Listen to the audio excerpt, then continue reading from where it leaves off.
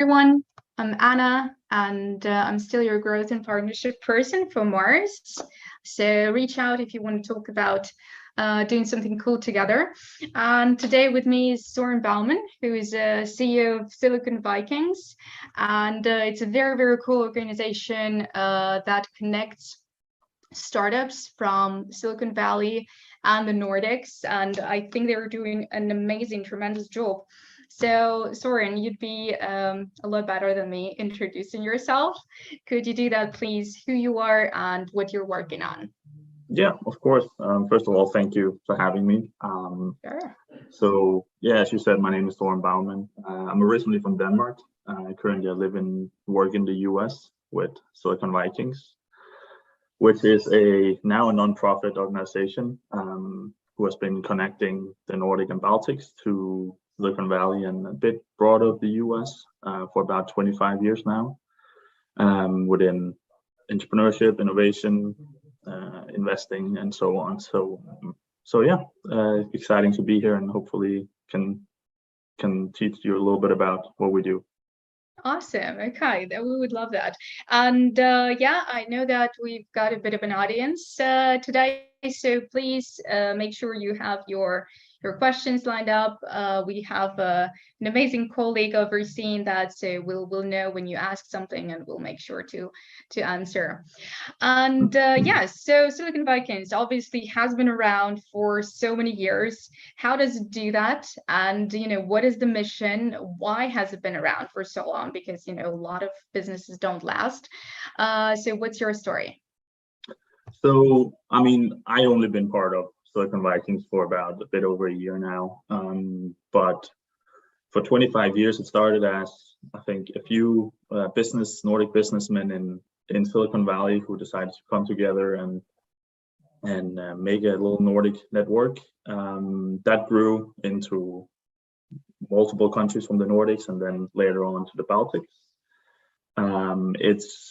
It's a community more than a company, I would say. So, and I think that's why the brand has been around for that long, because it's really community focused. It's about helping and giving first to the community and your fellow countrymen and regional countrymen in terms of the Nordics and the Baltics, and also fellow entrepreneurs. So helping each other out when leaving your own turf and going across the pond, as you say, and just supporting each other. I think that's why we've been around that long. But we recently, within the last year, we got a nonprofit license. So now we have a bit more opportunities in terms of scaling the community and the network, which will help us in terms of our operational efficiencies. So that's something we're looking forward to seeing how that will affect the community moving forward. Cool. All right. And, community is such a big word now. I think none of the founders, none of the CEOs we've talked with here haven't missed that. Everyone's talking about the community building, community empowering. So it's definitely a big thing, and you kind of got it right from the very beginning. So what kind of cross collaborations are we talking about? So before the pandemic, we were very much focused on in-person events within different industries. And we had pitch competitions as well. Right now we're running the new Nordics pitch competition, which is run by Ebba Josefsson within our board, who's doing a tremendous job, where we have the grand finale coming up during the Slush Week in November 16th, in collaboration with Untapped University. So a little promotion for that. And we had all the regional finals already. We have an online final coming up in Norway with all the Norwegian startups. So hopefully we'll get a good competitor from there, and then see who wins the new Nordic pitch competition. But yeah, we do different collaborations between could be VCs, it could be universities, as we're doing with Hanken here, and other organizations. We're very much an ecosystem player. We're here to help the community. We're not here to try and compete in that sense. We're here to help where we can. I mean, we've been with the pitch competition, we've been collaborating with different conferences. So we collaborated with Latitude 59. We collaborated with Tech Barbecue to get our Danish winner there. So we have different collaborations all around. So it's very much within the whole entrepreneurial ecosystem. We are looking to help and to partner up in that sense. Yeah. Right. Okay. So we've established like what you're getting as a nonprofit organization, right? But what are the startups say? I'm a startup from Norway, and I want maybe some collaboration or maybe some exposure to the US, or just maybe to fellow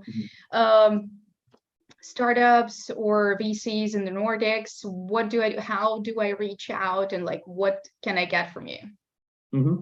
Well, so we have had a lot of different programs. So last year we had a hackathon with Vinnova, the Swedish innovation government, and Accenture on a hackathon on AI and gender equality.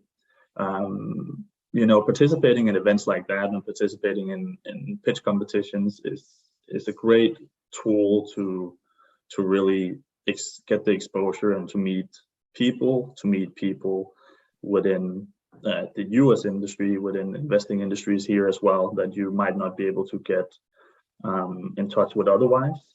But I mean, if you're a Norwegian startup and you want to reach out, we have a website. You can reach out for a contact form. You can reach out to me directly, or if you see anyone else from Silicon Vikings, they're always happy to help. So yeah, I mean, we had mentor programs in the past, which we're gonna hopefully get started again. And then we have our local nodes, which locally in every country almost we have local clubs, which is supporting the ecosystem locally there. So reach out to them as well. We have meetup groups all around. Okay, and it's great that you first mentioned, you know, before the pandemic. That's been I don't know, that's been so long ago. Good times. But what happened after? I know that you've been a bit of in a recession. I don't want to say that word, but you've been trying to reinvent yourself, right, and make sure you have an opportunity to work in this new realm, right? Yeah. So what's happening? How are you working right now? Are you fully integrated into online system? Yeah, so before the pandemic, as I mentioned, it was mostly in-person events. And we were running pitch competitions back then as well. The new Nordics pitch competition is brand new. It's our own brand, and we believe that's better for the startups within our ecosystem to be part of that. So we have our own branding now, but within the digital infrastructure is where we have to do a lot of work after the pandemic to make sure that we future-proof our community. And one of the big steps towards that was to get a nonprofit license. As within nonprofit, there is a lot of different grants and product grants as well to be gotten. So when you have that license, there's a lot of free products available from large organizations like Google, Microsoft, and other large global tech players. So that's something we have spent a lot of time on creating a digital infrastructure that will not only be able to support a new pandemic, should we go fully online again, but let's hope not. But also for future people. I mean, the day I'm not here, the day some of our board members isn't here, we're gonna make sure that no information is lost in that transition. So yeah, hopefully looking into the future, it's gonna look better for the next people on board. Okay. All right. So obviously your main job, I would assume, is to find suitable partnerships, to find to make sure that the ecosystem is growing, right? So what are your tips for the startup community, growing, for building it, and making sure that you retain it? So I mean, that's a good question. So there's various different stakeholders within the entrepreneurial ecosystem. I think the most important is the entrepreneurs, but they can't do it all alone. So you have primary stakeholders as the government, as universities, it's large service providers, law firms and accountancies and consultancy firms. Often is a big player within the entrepreneurial ecosystem, as well as investors, which is a very big role. And the larger companies I mentioned, which is helping nonprofit like ours, is also doing a lot of great work for startups. So within that, you have to look at the different primary stakeholders, and then where can I fit in? I will say that from when Silicon Vikings started 25 years ago to now, there's been a huge growth of ecosystems locally within the Nordics and the Baltics. You aren't too reliant on Silicon Valley in that sense anymore, but it's still the leading ecosystem in the world. So we should still be aware of what's going on and how they're moving forward to help build our own ecosystems back home. So I will say if you're a startup, or if you're just interested in having a startup in the future, you should look into volunteering with some of these great organizations. We have the large, I mean, you can volunteer with us, but you can also volunteer with at events like You Have Tech Barbecue. I know they have volunteers every year, and that's a great way to connect to the community and yeah, to really build a network within the entrepreneurial ecosystems locally. Right. Oh, there is Slush as well, and I think they're also taking volunteers to Startup Ole, which is in Salamanca in Spain. Yeah, there are quite a few. I think they're awesome opportunities. So maybe you could walk us through, like, how is it usually that you are getting reached out by the founders or the startups and organizations that are looking to also be in some kind of established ecosystem, or do you try to actively search for new partners? So we do actively search in terms of companies or partners who is interested in supporting the entrepreneurial ecosystem, and if we can be the way for them to support through us, that would be great. I am actively reaching out, and I know our board as well, with EBA as well, for the pitch competition.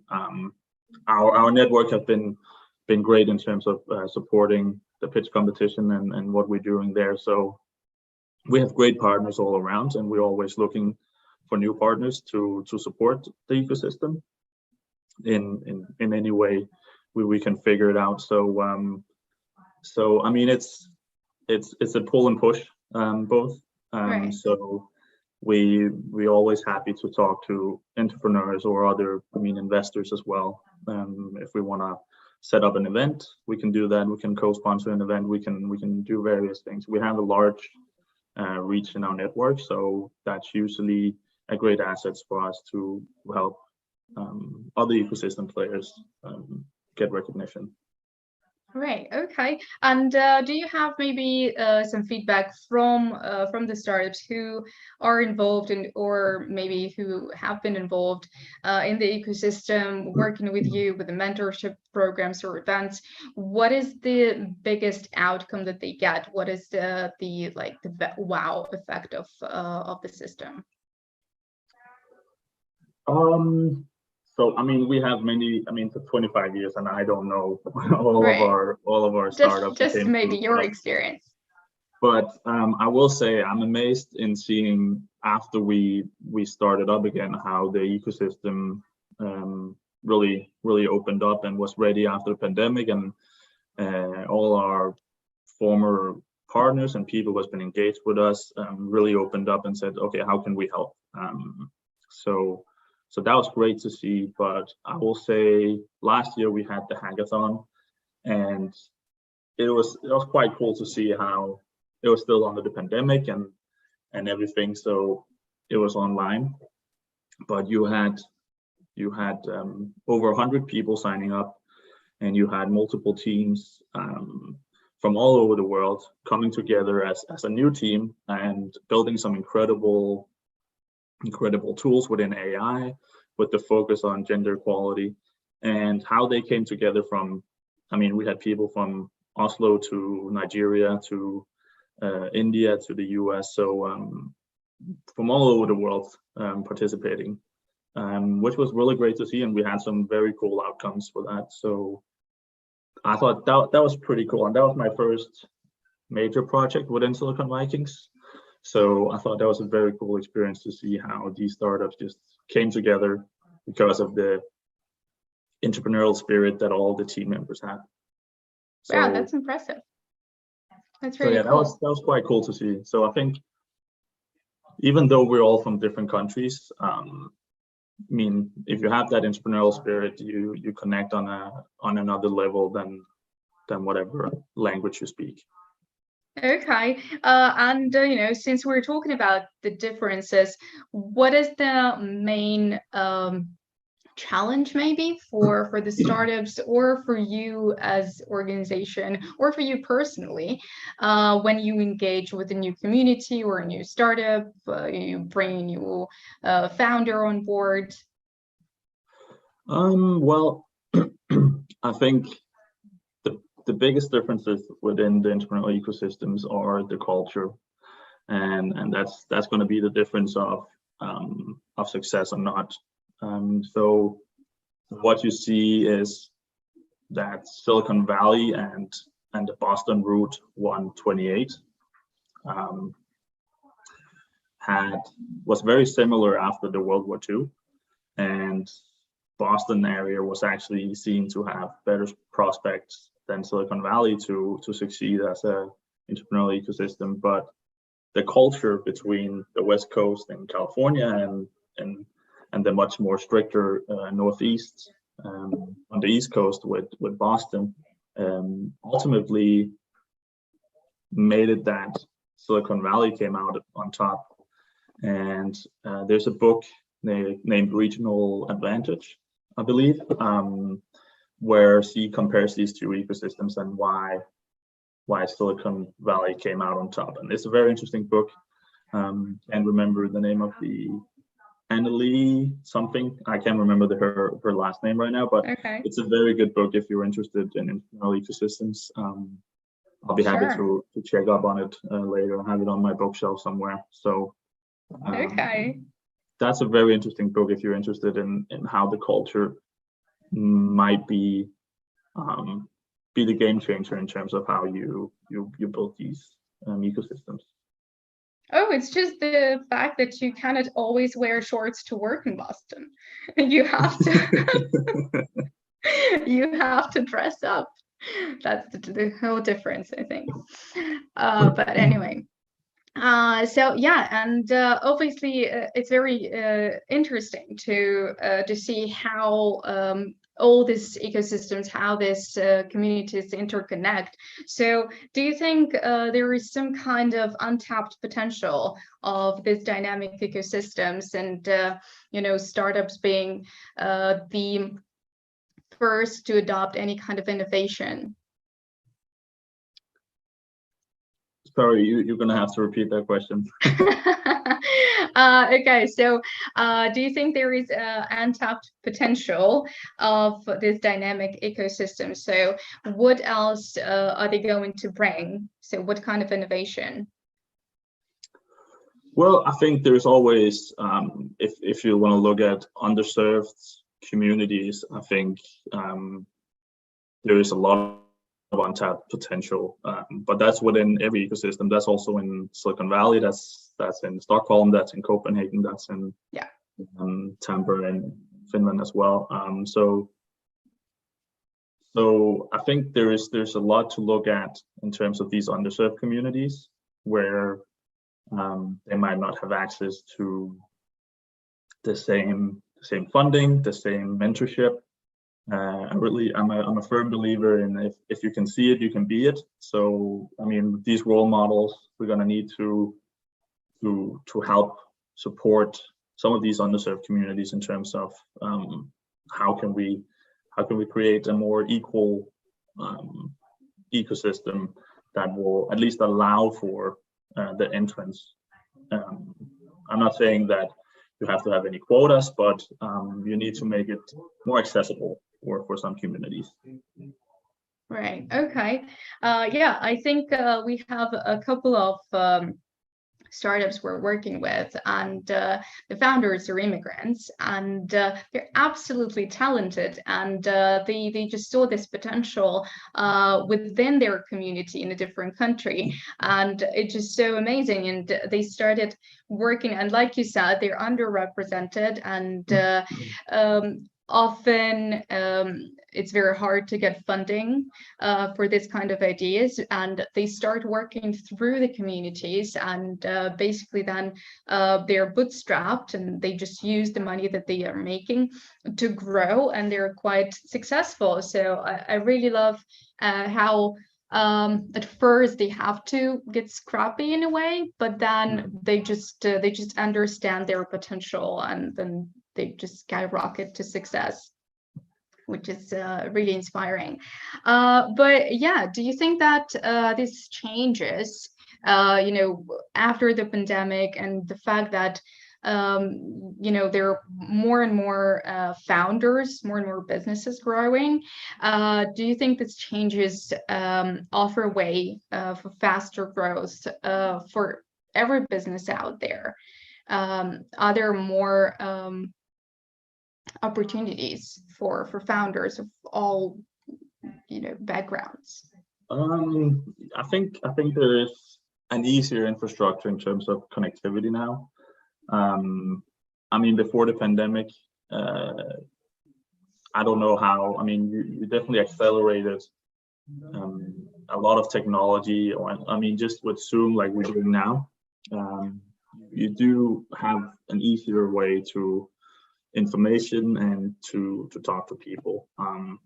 So I think networking now, I mean, I don't think that you should primarily go for online networking in that sense, but I think it's a very good way to make a quick introduction and to get help. I mean, I sometimes talk to founders, and they're interested in what ecosystems in the US should we approach. We're doing this, and then even though our primary focus is Silicon Valley, we do have some understanding of some of the other major cities, and just having that talk.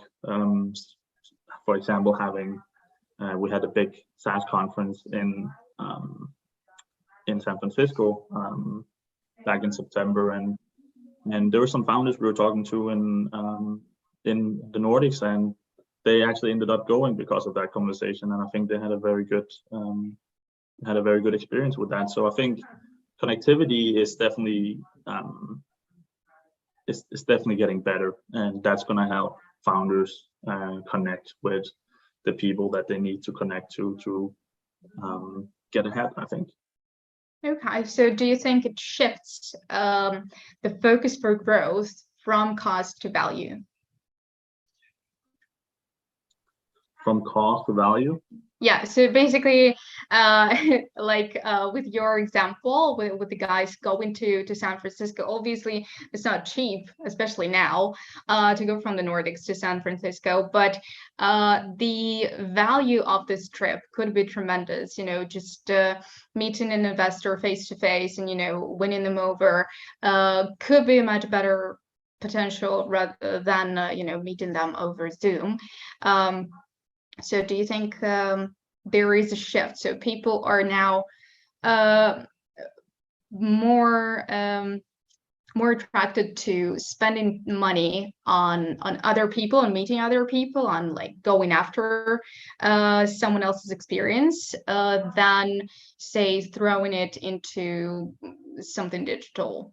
Like, I think you can take more informed decisions. You have, I mean, you can now do more in-person research and have the conversations beforehand. right. And then you can go to a conference like that costs a little bit more money, but you can go with a better feeling than just seeing, okay, there's this conference, I don't know anyone, but I think this might be good. Not that you couldn't do research before, but I think it really opened up for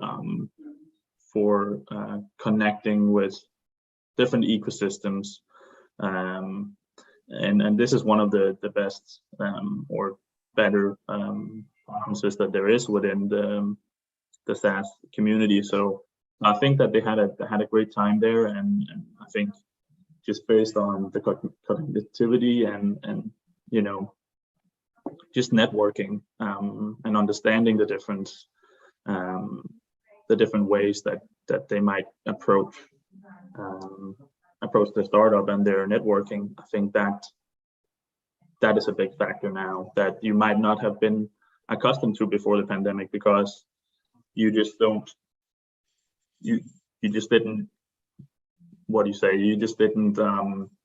really connect with people in that sense before. It was more, you would go to local events within your own ecosystem, but now it's so global that I think it's a great value for these startups to connect cross borders. Okay, so you think that the pandemic actually shifted the world not inwards, but you know, made it even more open, and opened the opportunities. It definitely opened up for the opportunity of it. Then it's just a question of, are you taking that that opportunity, and what are you doing with it? And I think a lot of, especially in the Nordics, you have a high literacy in digital literacy. So it's definitely something that I think the Nordics and Baltics is gonna really turn into an advantage. And now that the rest of the world is following up with their digital infrastructure, I definitely think that it's gonna be an advantage for our companies in the Nordics and Baltics. Okay, so what are the topics that you have to address the most nowadays in the network, in the community, in the ecosystem? What do you have to work with? Well, we're trying to keep it pretty broad in terms of who we're talking to. If you're a tech company and you're a startup scale up who is looking to go across the pond or even within the ecosystems. But I mean, we do see that sustainability is just growing. There's a lot of money being thrown after sustainability now, both on a government level, but also VCs now have very specific funds for this. So I think that's something where we're gonna work on a bit more in the future as well. So sustainability, and that's very broad. So yeah, hopefully we'll create some more programs around that, and let's see if there's some partners out there who's interested in working with some cool startups. Sure. Oh, we included. Please talk to me. But yeah, let's go back to your pitch competition, because you know you were talking about partners and working actively with the startups. So pitch competition is an amazing event, and you know, I've been following it I think for about 6 months. Well, basically since it started, because every time there is a new deadline, I put it in the in the Techstars Digest to make sure no one misses that. But obviously the question is, because there are so many startups, and because maybe it is a little bit easier now to just approach someone over LinkedIn, or I don't know, stalk someone outside a restaurant, but Are pitch competitions still a thing? Do a lot of founders go there, and what are they looking for? What is the main goal there? Mm-hmm. Well, often with some pitch competitions, there's a prize, and many founders are interested in that. I will say though that I think that you should go to pitch competitions for the exposure and for the networking, and also for practicing your pitch. And you're gonna stand in front of some amazing VCs, angel investors, other founders, and a lot of people who might be able to help you on your way. And by showing that you can get up on a stage, pitch a company with confidence, take the difficult questions on stage, I think that's a very good opportunity to really showcase that you are the person for that startup, and that you'll get out on top. For our pitch competition, well, of course, I think it's a great tool for startups, and it's something that our VC community as well is very interested in. They want to go to these competitions, and they want to be part of the jury. They want to be part of it, and they want to see these cool startups. It's a great way for them as well to kind of filter some of these startups through organizations like us, and the juries that we put them through. And then in that sense, you're going to have much more, well, at least I think you're going to have VCs and investors who is going to be more willing to listen. If you stop someone while they're eating lunch on the streets, they might not be most inclined people to listen. So yeah. Oh no. Okay. But okay, so how many applicants do you usually have, and do you see a trend there? What are the problems that startups are obviously trying to solve right now? Is there some kind of a trend, or it's very broad as well? So I don't oversee all of the different applications, so I can't really speak too much on that, but I do see a very broad range of startups, and I think what we're looking for as well is something original, and something that has the ability to scale. But yeah, I think, as I mentioned before, there's a lot of emphasis in the different pitch decks on sustainability, how this is going to help the environment in the future, and so on. So I think we're on a very good trend for our planet, at least in terms of what the entrepreneurs are trying to work on there in the future. And have you noticed if there is any shift from maybe technical solutions to non-technical, or technical founders to non-technical founders? Well, it's for the founder. I simply can't talk on if the founders are technical or not, but you often see a diverse team. Someone who has the technical ability to build the product, but also someone who might be more inclined to commercialize that product on the same team. That's usually where you see the most success, I think. But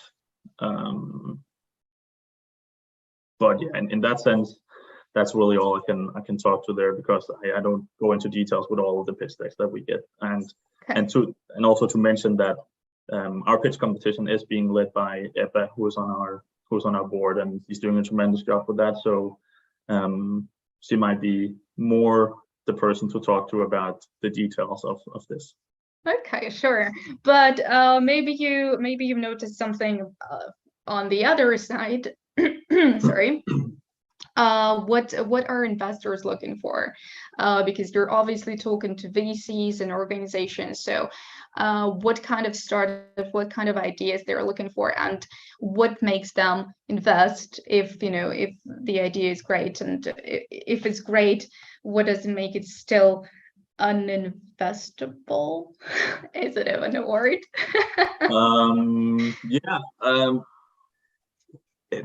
It's so so different from investor to investor. You definitely need, I think, you definitely need to, which is I think one of the biggest things when people are investing, they're investing in the person as well.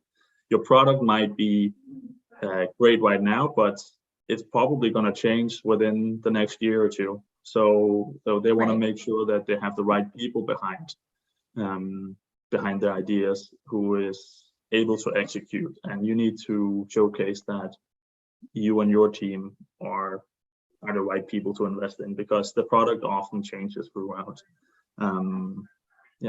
throughout the company's life cycle. Right.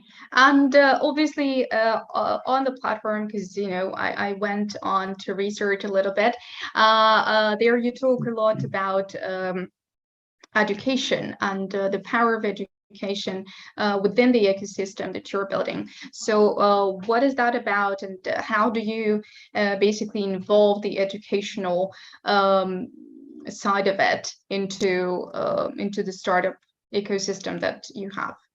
Well, so we do try to collaborate with universities and their university accelerators or incubators.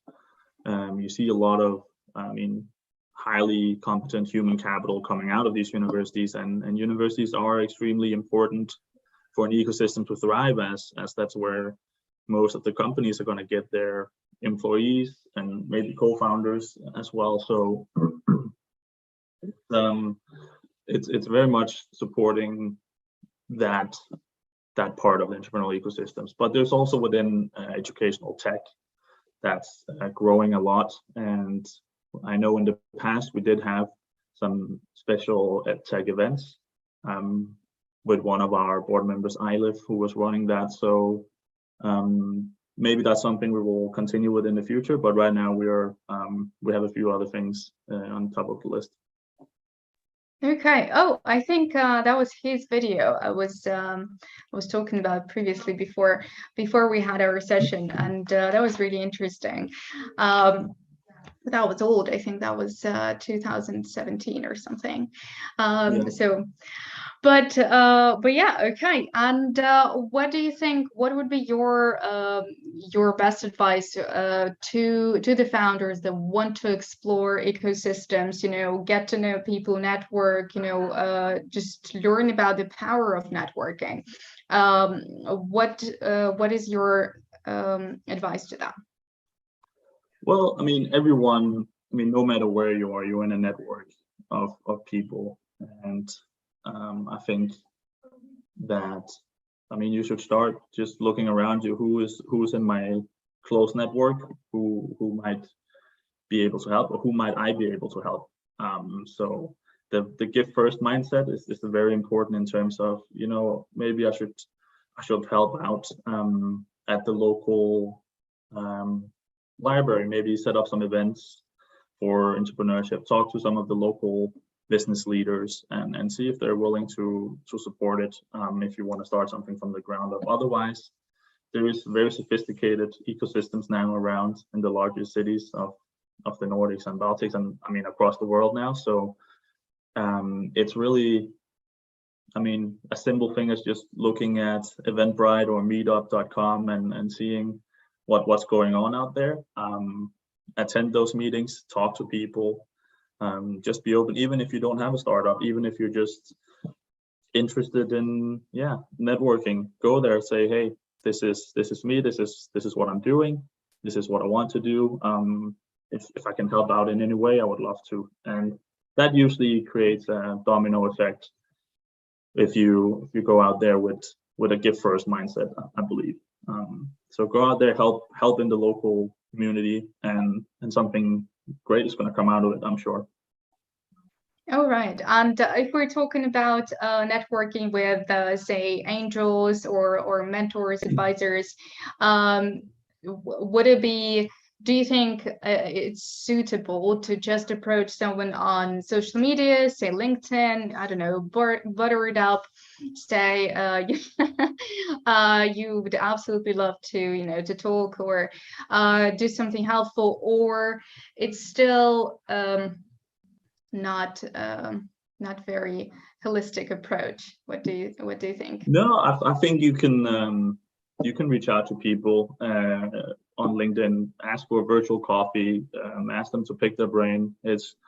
You can approach it as an informational interview as you're looking for new jobs or whatsoever, but you should also be ready for the reality that it's busy people that you're approaching, so they might not answer, and you can't take that personally. You just have to accept that, oh, this might have been a busy week, but also don't overdo it. So if you have an answer from a person that, sorry, I don't have time, that's how it is. But otherwise, I mean, it's a much easier to approach people when you're at these events where people are, they're ready to network. So if you go to these different events and pitch competition or whatever networking events that there might be, that's definitely where I think that you get the best results. Okay, and just one more question about the communities, because obviously we're talking to you, and you're a CEO of this tremendous organization, right? That's been around for years, and you have